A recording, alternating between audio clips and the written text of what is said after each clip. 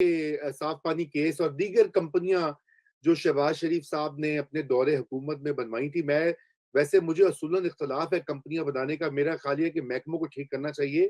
بہرحال یہ criminal acts تو نہیں تھے، یہ وہ اپنی پاورز کے تحت وہ کرے تھے، اور اس وقت جو فضا بنائی گئی، سوال یہ پیدا ہوتا ہے کہ اس وقت جو لوگوں کو گمراہ کیا گیا، وقت ضائع کیا گیا، ان کیسز کو بنانے میں ریاست کے وسائل خرچ ہوتے ہیں طرح طرح کے ریفرنس بنانے میں، اور ان کو آگے لے کے جانے میں، اور کورٹس کا ٹائم ضائع ہوتا ہے جہاں پہ اتنے ہزاروں لاکھوں مقدمات زیر التوا ہیں. ان کا بھی کوئی محاسبہ ہوگا یا ہو سکتا ہے؟ دیکھیں، وہ کسی نے کہا تھا کہ کیٹریکٹ جو ہے وہ اندھے پن کی تیسری بڑی وجہ ہے. پہلی دو وجوہات جو ہیں وہ مذہب اور نیشنلزم ہے. تو سوڈو نیشنلزم کے نام کے اوپر اس ملک کے اندر بڑے بڑے کھلواڑ ہوئے. ابھی جب حسن ایوب بات کر رہے تھے کہ میڈیا کا استعمال، ہمیں خود پتا ہے، وی ہیو بین وٹنس کہ کس طرح جو ہے کیمپین چلائی گئی تھی کہ لوگوں کو بدنام کرنا ہے. تو اگر فرض کیا آج ریاست مدینہ ہے تو پھر تو قذف کا رول جو ہے وہ اپلائی ہو جانا چاہیے کہ کورٹ کے اس طرح کے فیصلے آنے کے بعد جن لوگوں نے الزام لگائے ہیں ان کو عبرت کا نشان بنانا چاہیے. لیکن آپ یہ دیکھیں رضا، پاکستان جو ہے وہ انٹرنیشنلی بدنام ہوا ہے. یہ تمام دوسرے جو کیسز تھے کرپشن کے، میں یہ نہیں کہتا کرپشن ہوئی ہے یا نہیں ہوئی، میرے پاس کوئی ایویڈنس نہیں ہے یہ پروو کرنے کے لیے کہ کرپشن ہوئی ہے فائنینشیل.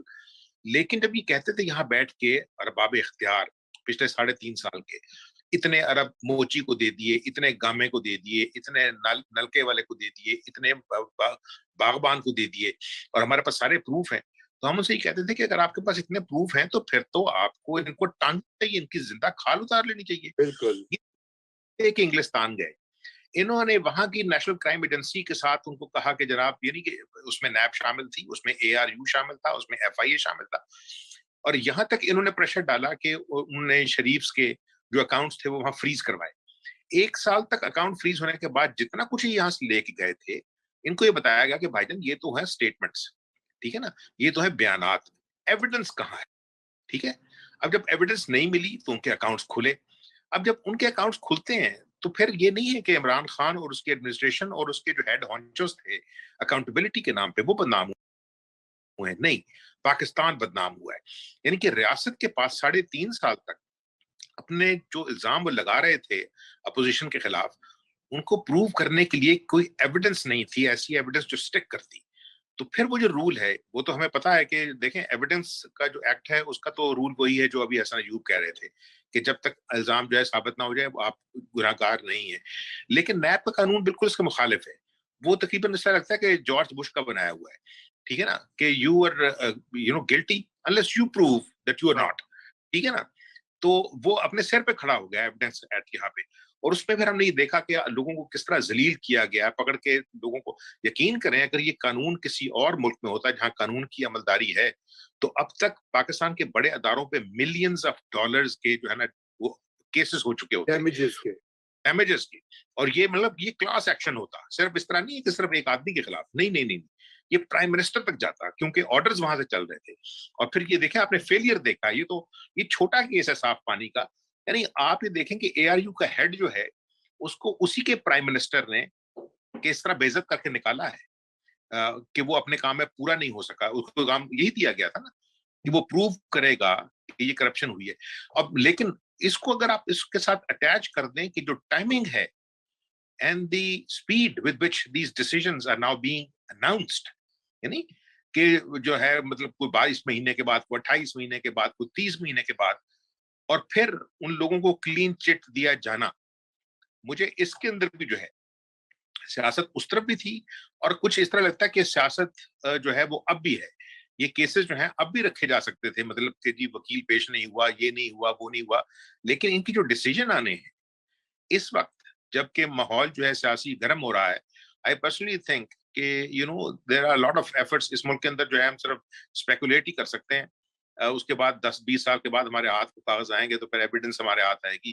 لیکن ابھی تک جو ہے یہ شرمناک ہے کہ ریاست جو ہے وہ پورا زور لگا دے، بیوروکریٹس پورا زور لگا دیں، حصہ بن جائیں اس کیمپین کا which is not based on truth. اور جب ہم اپنے دوستوں سے کہتے تھے اور ایون اپنے اسٹوڈنٹس سے جو بعد میں اب سینئر پوزیشنز پہ ہیں کہ سول سرونٹس جو ہیں انہیں یہ یاد رکھنا چاہیے دو چیزیں کہ ایک تو گورنمنٹ جو ہے وہ ان پرپیچوٹی ہوتی ہے.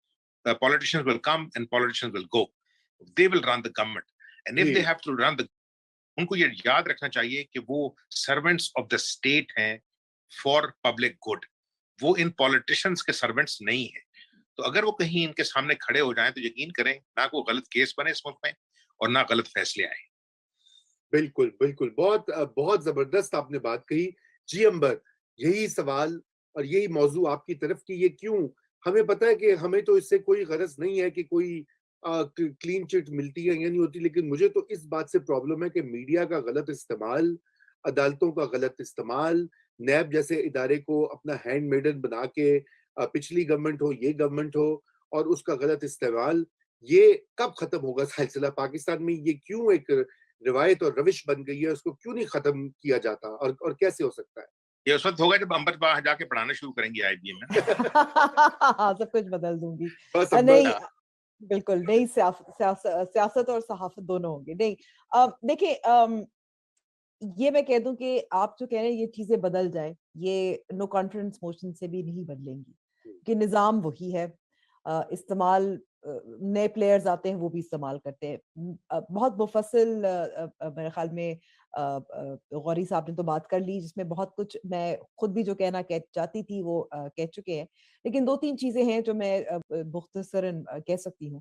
کہ رواج تو یہ ہے کہ جو آپ منی لانڈرنگ یا کرپشن کی انویسٹیگیشن چل رہی ہوتی ہے, تو اگر پولیٹیکلی ایکسپوز پرسن ہو, اور یہ ایک ٹریڈیشن ہے, روایت ہے, لنڈن میں UK میں ہوتا ہے, NCA کرتے ہیں, تو ان کا نام ظاہر نہیں کیا جاتا, پولیٹیکلی ایکسپوز پرسن ہی کہا جاتا ہے. یہ ڈھنڈورا نہیں پیٹا جاتا. اور یہ ڈھنڈورا کیوں پیٹا جاتا ہے؟ Because there is a political interest, something to gain from it. یہ اتنے سارے کیسز آئے. میں سوال ایک پوچھوں گی کہ جو کرپشن کے خاتمے کے لیے حکومت اگر آئی تھی, اس دور حکومت میں کتنے نئے کرپشن کیسز بنے ہیں؟ I can't think of anyone. Maybe somebody can correct me if I'm wrong. بار بار جب پوچھا جاتا تھا تو ہمیشہ کہتے تھے یہ تو پرانے کیسز جو چل رہے ہیں. اور جو پرانے کیسز جب جاتے ہیں, اپیل ہوتی ہے, جب اس قسم کے جب ہائی کورٹس اور سپریم کورٹ کی پھر ججمنٹس آتی ہیں, وہ تو پھر ہمیشہ وہ ایک ہی بات کرتے ہیں کہ یہ اریسٹ یا گرفتاری اس طرح سے نہیں ہونی چاہیے تھی, یہ پولیٹیکل انجینئرنگ کا ٹول بن چکا ہے NAB. So I have very little hope and faith because کوشش بہت بار کی گئی, نیب لاز چینج کریں گے, ایسا نہیں ہوتا. استعمال جس نے کرنا ہوتا ہے وہ سیاسی جماعت آ جاتی ہے, یا آمریت ہوتی ہے وہ بھی کر لیتی ہے.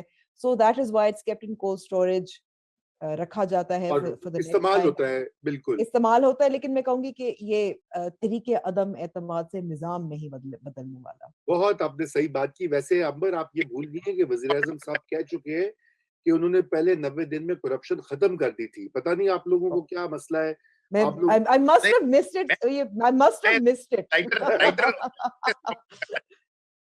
آپ لوگ ہمارے کپتان کی جو باتیں ارشادات اور فرمودات ہوتے ہیں, آپ لوگ اس کو اگنور کر دیتے ہیں. دیکھیں میں تو دل پہ لکھتا ہوں ان کی باتیں, ہر لفظ. مجھے لگ رہا ہے رضا, کیونکہ میں تو اکثر اب تو دھیان نہیں دینا دل چاہتا, کیونکہ سنجیدگی سے لینے کا مشکل ہوتا ہے. ایک رضا میں نے ایک لائٹر کامنٹ کرنا ہے اور ایک سیریس. ہاں کرے. لائٹر کامنٹ یہ ہے کہ جب نظام کی بات ہوتی تھی تو میں نے ایک ٹویٹ کیا, میں نے کہا کہ دیکھیں لاہور میں ہمارا ایک خاندانی جو ہے وہ بابر تھا, بہاری تھا, پہلے وہ بنگلہ دیش گیا, اس وقت ایسٹ پاکستان تھا, پھر وہاں بیچارہ وہاں سے لٹ پٹ کے لاہور آ کے بعد ہوا, اس کا نام نظام ہے.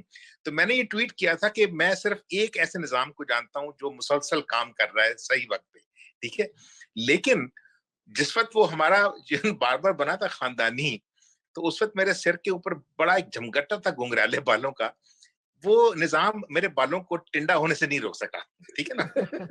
تو یہ جو ہے نا نظام کی جو صحت کی کوشش ہے یہاں پہ یہ. لیکن میں آپ کو بتاؤں جو سیریس کامنٹ ہے, دیکھیں رضا آپ میرے سے چھوٹے ہیں, باقی بھی سارے میرے سے چھوٹے ہیں, اور ایون سلنگی صاحب بھی میرے سے میرے لگتا ہے سال 1.5 سال چھوٹے ہی ہوں گے.